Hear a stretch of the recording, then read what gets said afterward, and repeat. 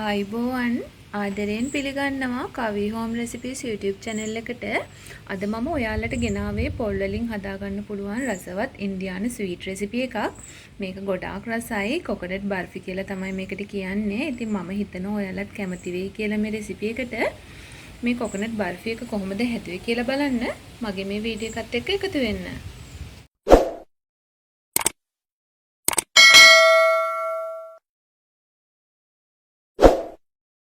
පොල් බෑවක පොල් අරගෙන තියෙනවා. අඬු කෝප නම් අඬු කෝප එකමාරක් විතර අරගන්න. සීනි අරගෙන තියෙනවා ග්‍රෑම් 100ක්. ෆ්‍රෙෂ් මිල්ක් අරගෙන තියෙනවා අඬු කෝප භාගයක්.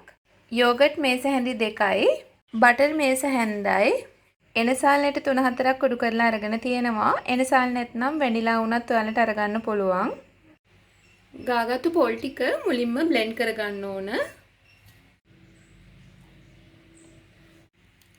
පොල් ටික බ්ලෙන්ඩ් කරගත්තා අපි. ඊළඟට භාජනයක් ලිපේ තියාගෙන අපි බ්ලෙන්ඩ් කරගත්තු පොල් ටික එකතු කරගමු. පොල් එකටම අරගත්තු ෆ්‍රෙෂ් මිල්ක් ටිකත් එකතු කරමු.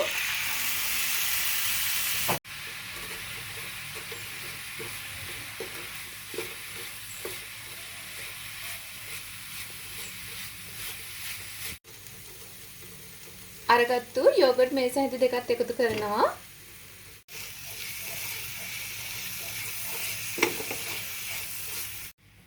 ඊළඟට සීනි ටිකත් එකතු කරගමු.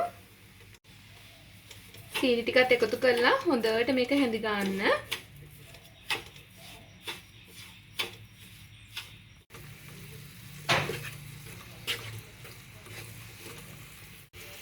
එනසාල් ටිකත් එකතු කරමු. එනසාල් කුඩු ටික.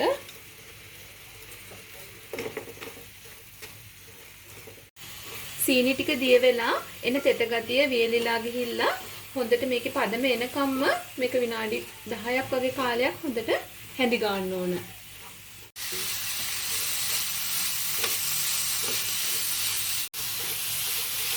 මිශ්‍රණය අතට මේ විදිහට තද ගතියක් දැනෙනකොට මේකට අපි බටර් මේස හැන්ද එකතු කරගමු.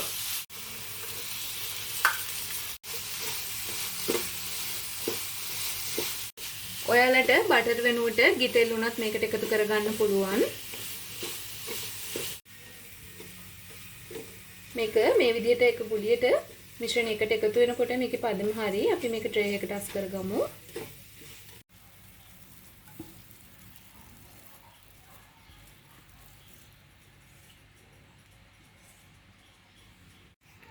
ට්‍රේ එකට දාගත්තට පස්සේ කෑලි කපා ගන්න මේ විදිහට ගාන්ට හරි ගස ගන්න.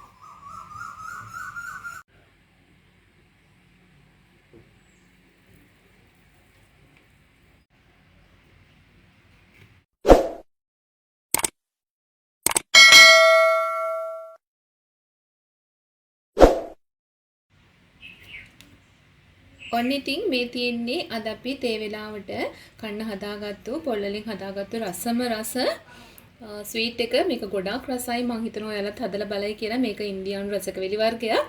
ඉතින් මගේ මේ වීඩියෝ එකට කැමති නම් ඔයාලා ලයික් කරන්න, ඒ වගේම ෂෙයා කරන්නත් අමතක කරන්න එපා. සබ්ස්ක්‍රයිබ් කරපු නැති යාළුවෝ සබ්ස්ක්‍රයිබ් කරන්නත් අමතක කරන්න එපා. එහෙමනම් ඉතින් ආයෙමත් අලුත් වීඩියෝ එකකින් හමු වෙමු. තෙරුවන් සරණයි හැමෝටම.